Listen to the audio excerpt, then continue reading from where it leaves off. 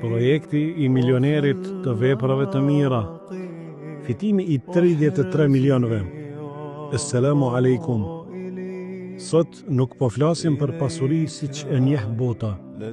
Nuk po flasim për dollar, euro apo ar.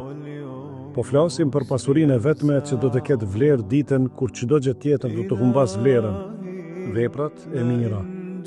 Allahu i madhëruar thot: por veprat e mira që mbeten për herë, janë më të mirat e Zoti yt sa i përket shpërblimit dhe shpresës.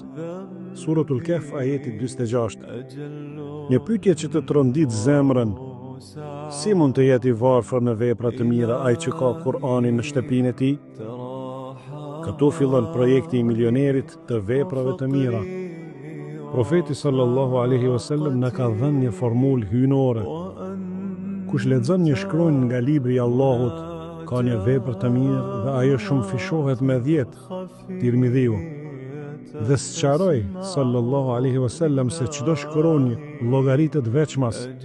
Kur'ani përmban rreth 3.300.000 shkronja. Nëse e lexon Kur'anin nga fillimi deri në fund vetëm një herë, fiton të paktën 33 milion vepra të mira.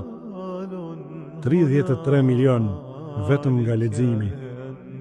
Dhe jo në një muaj të zakonshëm, por në Ramazan, muajin e shumëfishimit të shpërblimeve. Allahu thot: Allahu i ashton shpërblimin kujt të doj.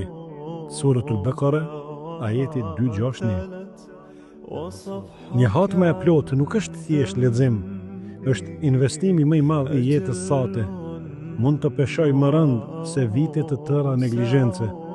Mund të jetë shkak që Allahu të fshijë mëkate që ti i ke harruar, por që janë ende të shkruara.